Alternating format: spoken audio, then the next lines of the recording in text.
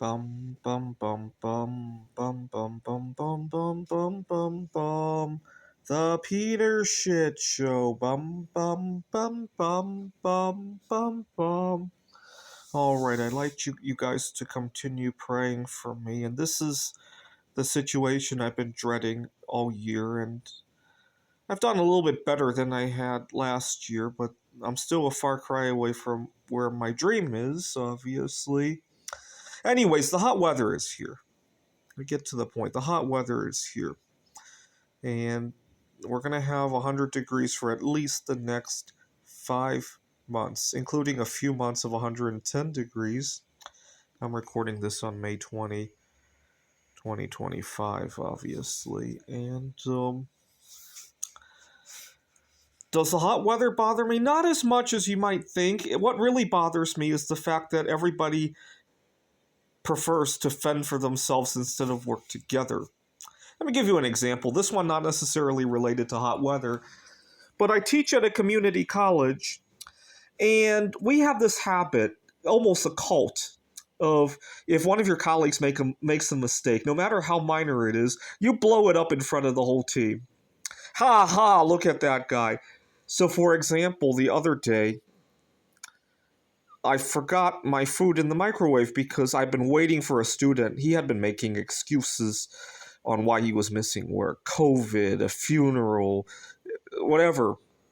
And when the phone lit up with his number, I lost track of everything.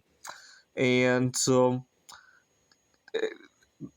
the microwave oven at our campus is a disaster. Spilled food everywhere. I have food allergies. Otherwise, I would love to. I keep forgetting to bring a set of gloves to the kid. I keep telling myself tomorrow when I go there, I got to bring a set of gloves so I can wash the microwave. Be the bigger person of the bunch. But I keep forgetting. And so that day I lined the microwave with paper towels just so I could use it for now. And then I reminded myself, tomorrow, got to bring those gloves. Got to bring those gloves. Long story short, the whole semester passed and I forgot them. And the reason I forgot them is because of all the drama I run into. I'm going to get into some drama in a moment. But I go tend to my student. He got some work done, and before I knew it, there was another excuse. He had some kind of event, and whatever the situation is, I love all my students too much to put my foot down and give them an F, which is what my colleague would have probably already done 2 weeks ago. Forgot about the food, and it was only later that day. Now, my boss could have called, or my colleague could have called me and reminded me, but instead, he took a picture of it, along with not only a picture of the spills in the microwave, which weren't even mine, but he zoomed out and took a picture of the entire kitchen and how badly that looked, and he emailed everybody, including our boss. And I apologize. In fact, I ran into the boss later that day at the student union, if you could believe, and I apologized to her again there, and she was like, "Oh, I didn't even see that email." And it gives you an idea how low a priority everybody else treated it. But it's one thing when it happens at the office, it also happens everywhere else, right? Like yesterday, we're already dealing with this, and I'd gone to a game meetup at a board game store, and I wish people were taught that not everybody can eat the same food, right? If somebody here's what I like to say, if you see somebody eating where they shouldn't, if they're not making a mess, if they're not causing a disturbance, you didn't see it, okay? That's my rule of thumb. If you see somebody, let's say, here in Phoenix, we have a light rail. I don't think you're technically allowed to eat on there. But if I see somebody eating and not making a mess, I didn't see it, especially on a hot day like this, or, because you never know if somebody has an invisible disability, right? Whether it be a food allergy, whether it be diabetes, or it could be autism, right? It could be and they need to eat in a certain way, right? As long as they're not creating a problem for somebody else, you didn't see it, right?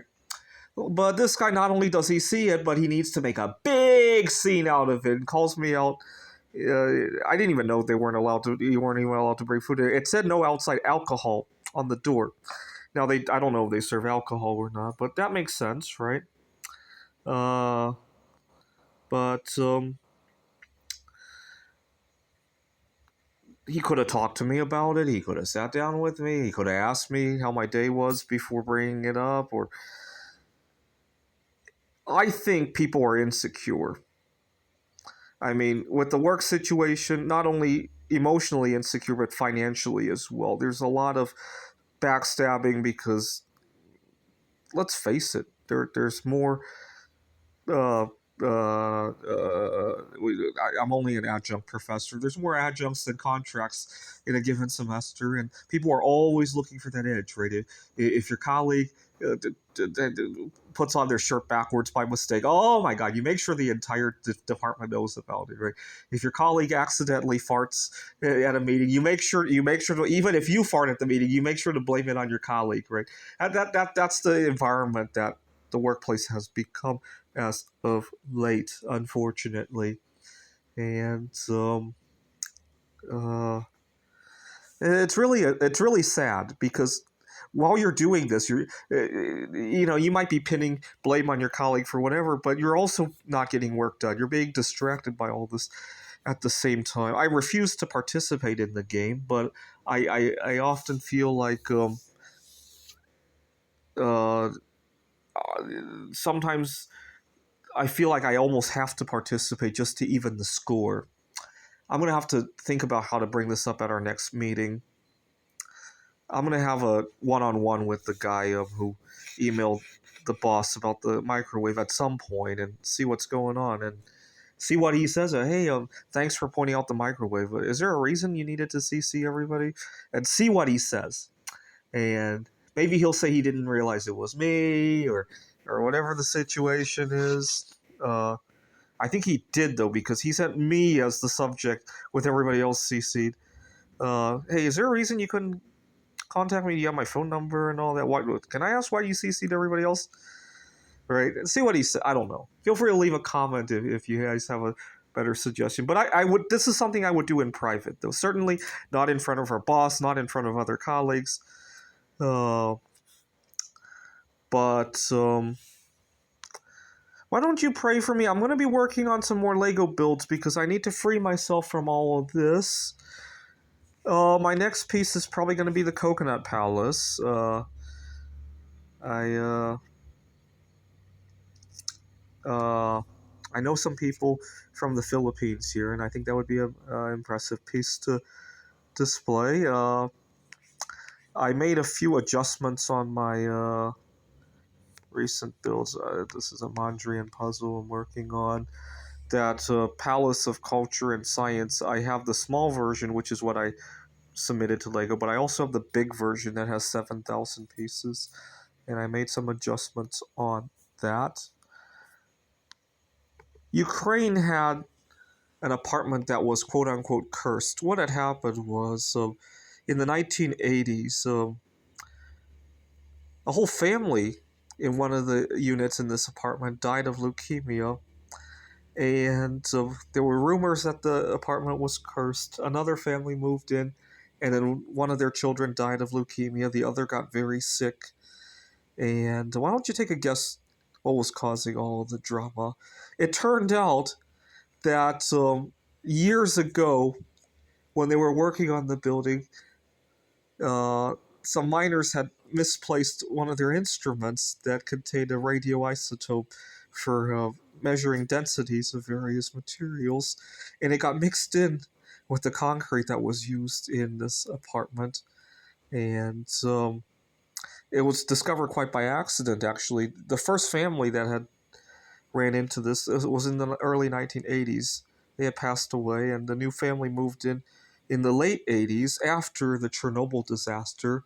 And health inspectors came in expecting that it was related to that, and instead they found this capsule of cesium 137 in the walls of the apartment. And I don't know, this building looks like it could be a good Lego build as well. and as a memorial to what had happened there, as well as Chernobyl. And then I'm going to be thinking about pivoting my career in Taiwan. I already looked up some networking events I want to go to while I'm in Taiwan, and some jobs that I want to apply to, and even a speed dating event that I want to go to while I'm in Taiwan. Speed dating is very popular in Taiwan. In fact, the government of Taiwan hosts some of those events because they're concerned about the future of the demographic shift over there. This is the Peter Dislike Show. Bum bum bum bum bum bum bum bum bum bum bum bum.